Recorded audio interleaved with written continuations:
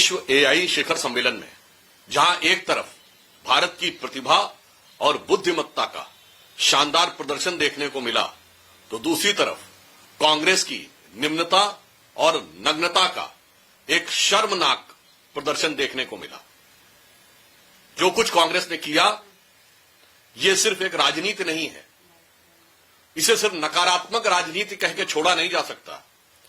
ये राष्ट्र के साथ हो रहे द्रोह के समकक्ष है, क्योंकि इस समय पूरा देश इस विषय को लेकर उद्वेलित भी है और आक्रोशित भी है।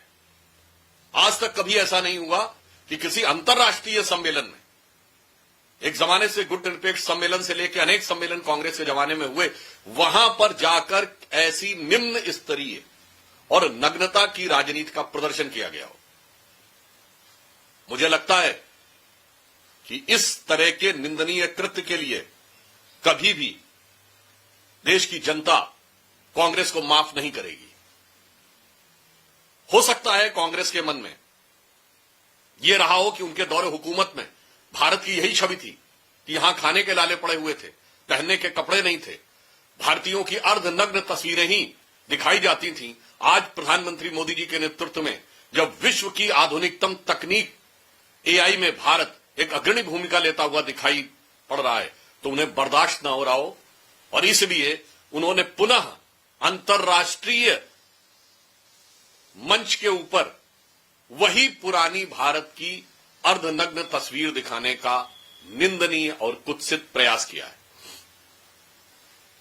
जहां एक तरफ प्रधानमंत्री श्री नरेंद्र मोदी जी के नेतृत्व में भारत का शानदार उभार दिख रहा है, भारत के प्रति संपूर्ण विश्व में सम्मान और संभावनाओं का पारावार दिख रहा है, और उसी समय लश्करे राहुल के झंडाबरदार भारत की इज्जत को तार तार करने में लगे हुए हैं।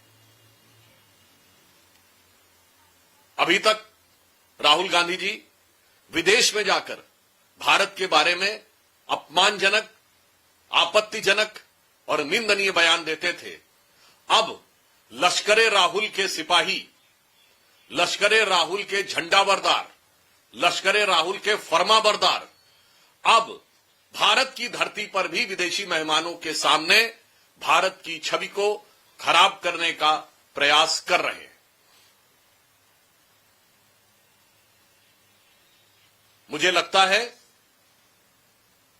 कि राजनीति की मर्यादाओं को तोड़ते तोड़ते कांग्रेस पार्टी आज उस स्थिति में पहुंच गई है जहां पर कि राजनीति का विरोध और राष्ट्र का विरोध, उसकी सीमा समाप्त हो गई।